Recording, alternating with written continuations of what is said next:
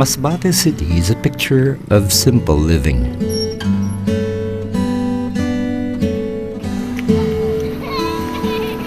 Appended with the label of urbanization in the year 2000, the capital of the province of Masbate in the Philippines remains a component city with bucolic sensibilities. It is a scene of coastal archetypes. Mornings are characterized by early birds combing the beach for edible shells and krill.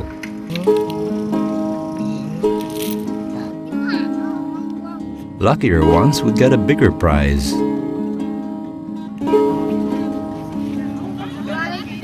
Farther away from the shore, young men scare schools of fish into the nets, striking the water surface vigorously with long sticks. Still, others paddle about in their individual mini-boats of sturdy styrofoam, eager to haul in the day's catch. Maintaining its repute from the earliest centuries of the galleon trade, the city welcomes ferries and fishing boats from nearby islands and from the Bicol Peninsula. Masbate City is home to a bustling port. From the port, tricycles and motorbikes loaded with products and passengers weave in and out of the city streets. Even then, Masbateños love to walk along uncluttered side roads, stopping here and there for some chit-chat or good old refreshments.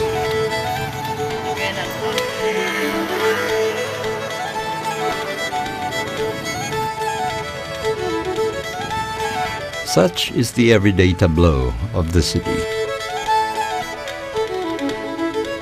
The countryside feel is not lost to the neophyte visitor, as a baptismal whiff of the air just off the tarmac is easily identified as a mild mix of the scent of sea salt and fresh foliage. This is but the first greeting. To scratch the surface of Masbate City's attractions, one must take a pleasant zip through their best spots for dining and lodging. Ham's Cup for some quirky coffee, tea, and sweets. Minlan for the perfect Chinese-Filipino combinations. Zertis for the best tasting grilled fare in town. And the Amperes restaurant for the biggest servings of ultra-fresh seafood and other native dishes. Options for lodging include homey hotels, Rendezvous,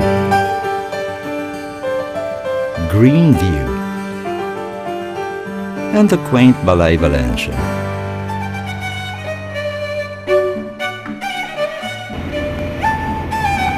Masbate City believes in niche tourism. Thus, they have come up with tours which could conveniently fall under geotourism, which includes ecological destinations and historical and cultural sites. The geologic character of the place itself makes it an instant alternative for eco-tourists and science-minded travelers. Masbate, the island, has existed since the Cretaceous period, the era in prehistory when calcium-rich rocks dominated the Earth's landscape. This explains the limestone formations, which make up most of the province's numerous islands. Masbate City itself, once underwater, sits on a bed of limestone and coral rocks. This giant clamshell was unearthed by diggers hollowing out a sidewalk for the local hospital's drainage system. The limestone surface of the city renders it a meager holder of water. For the longest time, water from beneath the layers of rock was never easy to tap. The city came up with solutions, most notably the creation of the Coastal Resource Management Interpretive Center, which informs the people of Masbate about the importance of maintaining an active watershed for a readily available water source. The first of its kind in the Philippines, the center is also a showroom of facts, figures, and procedures, a testament to Masbate City's award-winning practice and desire to preserve and protect its immediate environment. The push for sustainable development is sensed throughout the territory. Along the coast of Masbate City is the Bugsayon Marine Sanctuary.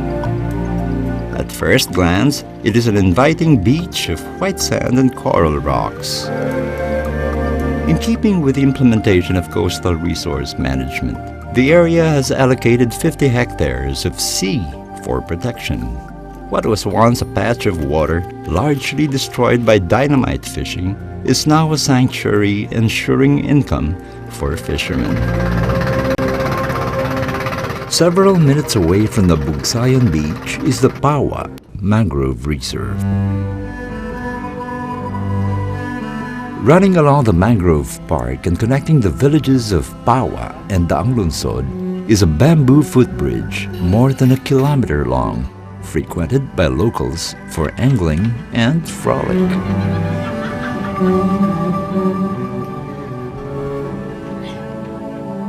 The structure has its own poetic charm.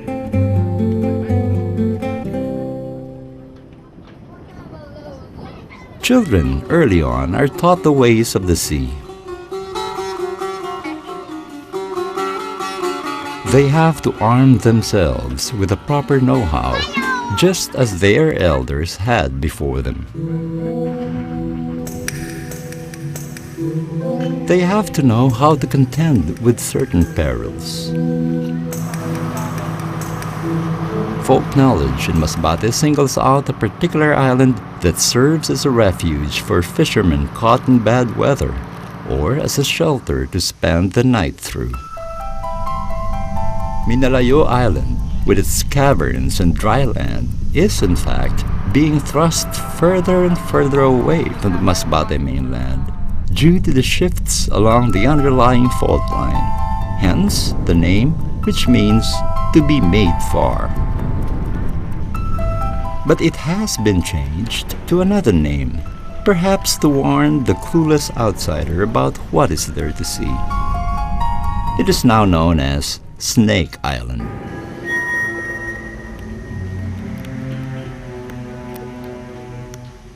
Although there is enough room in the caves for transient fishermen, several of these slithering creatures occupy the nooks and crannies of this lair.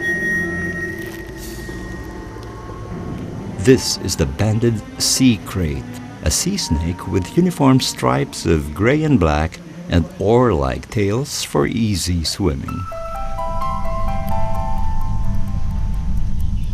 Fishermen know that these snakes are docile when left undisturbed, but with the slightest physical contact, they attack, lashing out venom that is one of the deadliest in the world. In cautious respect, they have coined a local term for the creature, walo-walo, loosely translated as 8-8. Masbateños say that a bite from the dreaded snake would send you writhing in fatal pain in 8 hours, or 8 minutes, or 8 seconds. Snake Island is for the bold ecotourist raring for an adrenaline rush. A more congenial alternative, which is similarly just off the coast of Masbate City, is the Buntod Sandbar and Marine Sanctuary. The white sandbar is surrounded by clear waters and is lovelier with a green patch of mangroves in one end.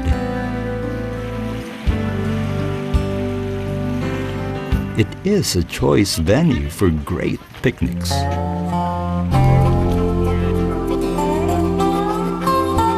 More visitors linger here for a long, lazy afternoon stretch. Buntod, more than being a pretty place, is a marine sanctuary. The fish wardens, or Bantay Katagatan, are regular employees of these sanctuaries. They are former illegal fishers, but with the establishment of the protected areas like Buntod, pawa, and bugsayon, they are given sustenance and hope. Hope is the main driving force as well in this tract of land, an hour or so away from Masbate City. Hacienda de Esperanza in the neighboring town of Milagros is the first Asian establishment in its international network, which originated from Brazil. The name means Farm of Hope.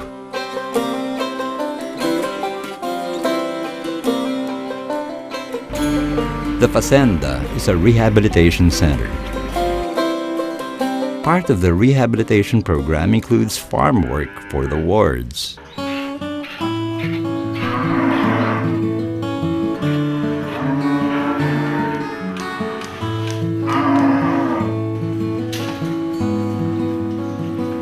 As in most rehab centers, pious contemplation is commonplace. Then again, spiritual renewal comes naturally in this hilly nirvana.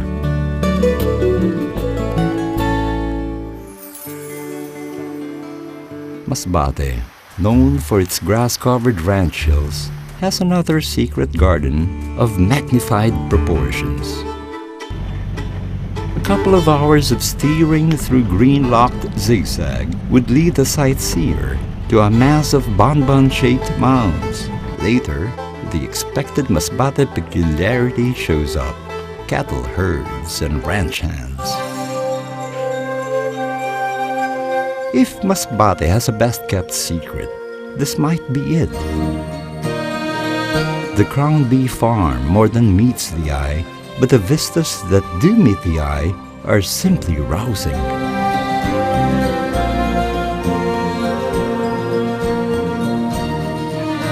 Crown Bee encompasses thousands of hectares and validates its existence with a very sound and totally productive routine. It is 100% biogas-operated property. Out of the farm's animal manure supply, their very own plant produces 350 kilowatts of earth-friendly electricity, the biggest in the Philippines' private sector. This has enabled them to cut the farm's energy expenses by millions of pesos a year. Being almost isolated in the wide Masbate frontier, the farm does have to think of cost-efficient methods. Take, for instance, their way of propagating rice seedlings.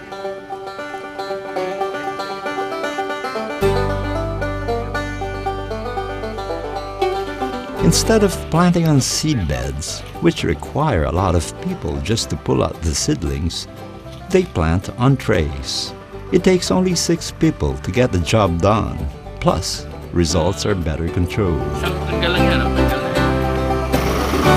The Crown Bee Farm harvests at least 150 sacks of rice from the fields every day of the year. Incredible, yet true. The farm operates like a factory. Explained in simple terms, we eat every day, therefore we must produce food every day. Traditionally, the planting cycle depends on the coming of rains. Here in Crown Bee, the fields are perpetually irrigated by ingeniously built dams. Thus, the notion of a seasonal harvest is made unthinkable in these parts. The farm invests in scientific research, especially in aquaculture, multiplying its yield 100-fold. Everything here comes in big sizes. Hip-high rice stalks heavy with grains. A net full of tiger prawns caught in a matter of seconds. And Brahman cows and super swine for meat, the largest ones weighing up to 400 kilos. Crown Bee supplies the markets of Bicol, Samar, and even Manila. Of course, the direct recipient would be all the neighboring municipalities, especially Masbate City, whose marketplace is all full with fresh, quality products sold in its stalls.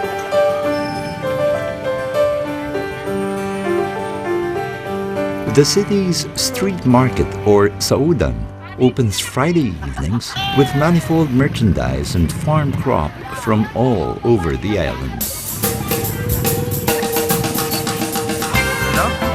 Consumers from far and wide congregate here all weekend. The Saudan extends its stay until the cockcrow hours of Sunday.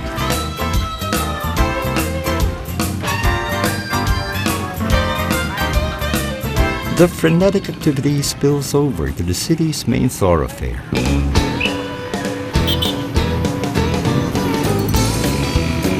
Yet, standing still in the middle of the hectic crowds is an old house, a contrasting picture of repose. Villa Bayot was built in 1880 through the wishes of a comely maiden, Petrocinio Bayot. Nene, as she was fondly called, never married, and the house was inherited by generations of nephews and nieces, including a Miss Philippines title holder in the 1930s. An image of the Christ in slumber is conspicuously displayed at the center of the house. According to local lore, the Christ has miraculously protected this house from bombs and massive bullets during the retreat of the Japanese in World War II, and from a raging fire that ravaged the whole row of houses beside the villa, only to die down just meters from the hardwood abode. The Masbate sun blesses the land with blazing dusks and ease at the break of day. Masbate City displays the typical walk and talk of island living, but it is far from the rum and reggae type. It dances, ever so demurely, to the steady drone of motor-driven boats and the constant banter of the locals, fanned by a lazy breeze. The apparent unhurried lifestyle of this coastal hub gets a jolt, a spirited disruption, year after year. Masbateños stir to life in this fiesta held every 30th of September, celebrating the declaration of their cityhood.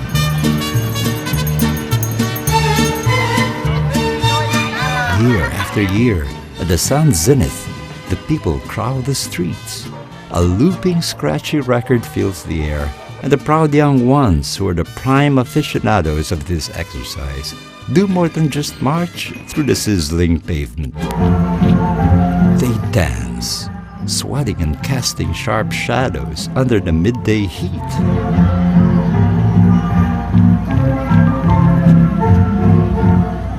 They dance, and to the visiting tourist from across the nation, the progress of steps would suddenly seem strangely familiar.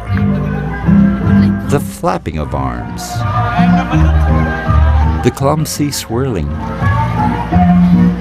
the playful pecking with hands as beaks and tail feathers, all reminiscent of avian motion.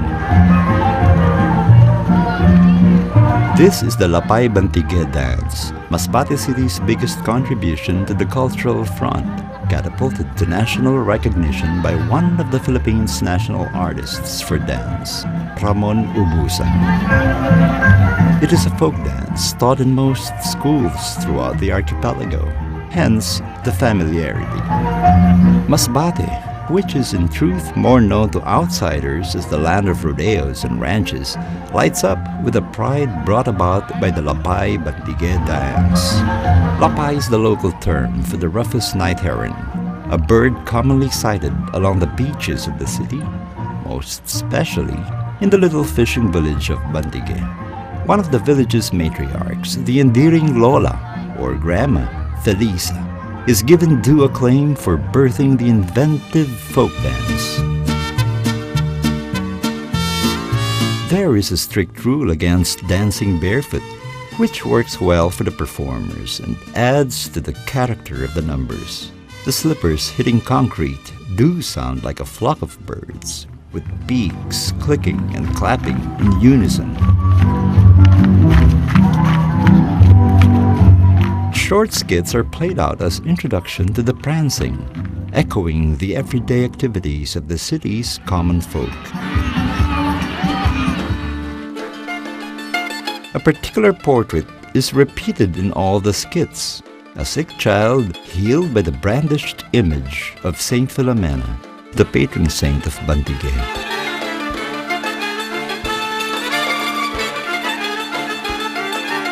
The exhibition extends well into the night. In the end, the best dancers are announced and everyone erupts in wild celebration.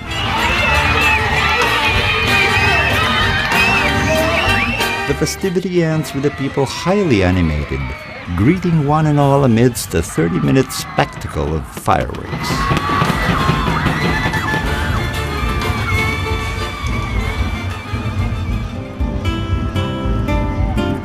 On the other side of the city, genteel and unfrilled, is the village of Bantigay, where it all began.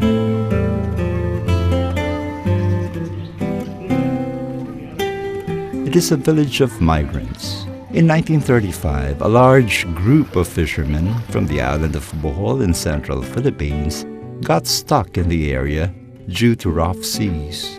They have stayed since, joined by other migrants from as far as Mindanao. One of these pioneering Mindanao migrants, a matron, is in the official village hall, sitting in anticipation. This is Lola Felisa. Wheelchair-bound and weak with old age, she has ceased to dance the steps that have made her immortal. Yet, her endearing boldness remains, insisting on sitting with crossed legs like a flirting woman. And the Lapay Bantigay dance that she creatively choreographed decades ago is precisely that, flirtatious.